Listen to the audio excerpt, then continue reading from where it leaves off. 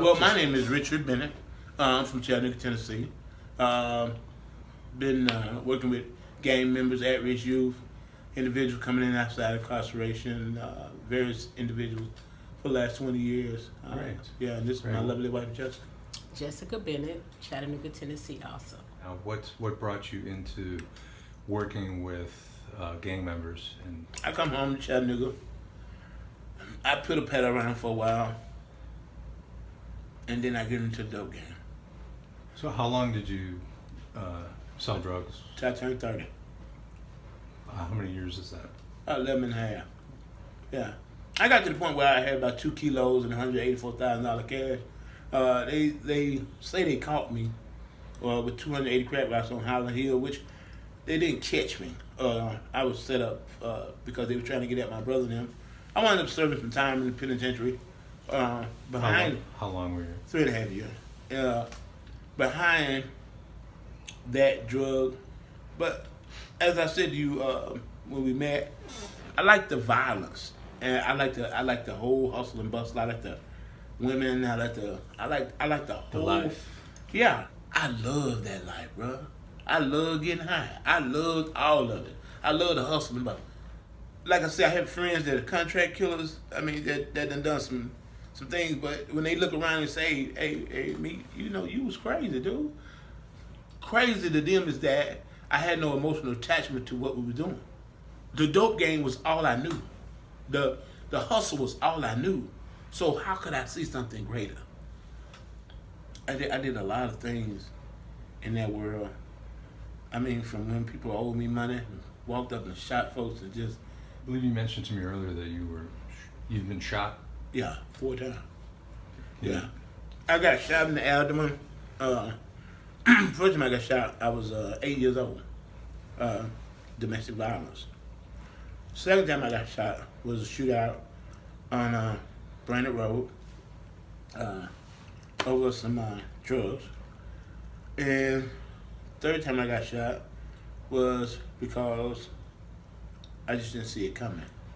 And the fourth time, I've been shot at a whole bunch of times, but fourth time I actually got shot was somebody trying to creep up on me and take me out because they was afraid I was going to come and get them.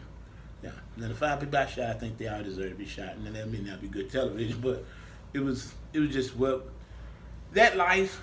What I try to help people understand is that even with me working with gang members and young people, this is the thing.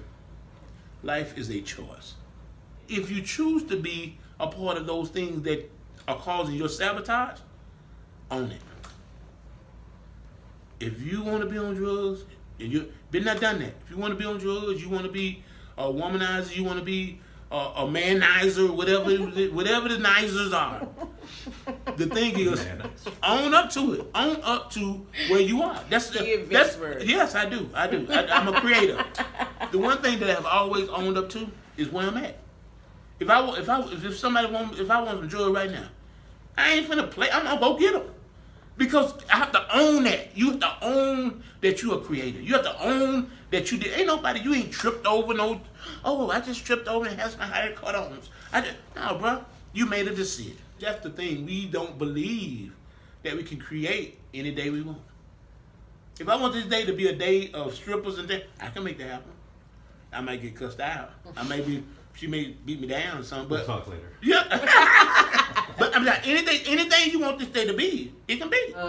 My life was a little bit less fun. I started out dreaming about people. It was always people. But it was people that I've never met, never seen before. I didn't know who they were. By this time, I had to be around 10, maybe. I go to the window, and as soon as I look out the window, there's a man.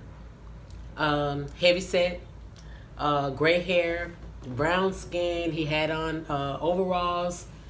One of his hooks was unhooked. Had on boots. They weren't tied. He just looked like a little sloppy farmer. I don't know. But as soon as I got up there, I'm just telling her all this stuff, and I'm describing. And she said, "Oh my God, like, that's Eddie." And I'm like, "Who's Eddie?" And she said, "That's your granddaddy." Like, I don't know Eddie. And she was like, well, no, you wouldn't know Eddie because he died when you were about 2 years old. And from that day on, I think that was the day I decided I'm done with this. I don't know who gave me the gift, that I didn't ask for this gift, you know. So gifts to me, it's good stuff. This is not good. I feel weird and spooky, and I don't want to be creepy. And I started praying from that night, Lord, please don't let me dream about dead people. I don't want to dream about anything scary, you know. And eventually it worked. So what's your program? What do you do? Well, How do they find you? Well, I've been teaching in alternative school for 15 years. Life skill development, that's our school program. Life skill development and mentor, our out of school program from ages of 17 to 19 to 26. We have a I'm sorry. You we do it have, together. 13 she works to with the young 18. lady. And then we have 19 to 26. I've been doing this 22 years actively, but I've been doing 51 years in developing and finding myself. And in the last 2 years, this is the greatest thing that happened to Richard Bennett. I've come to myself. Now, what does coming to yourself look like? I am at the point that I have nothing to prove, and I'm functioning at the highest capacity of being and knowledge. Thank you both. That was great. Thank you so much.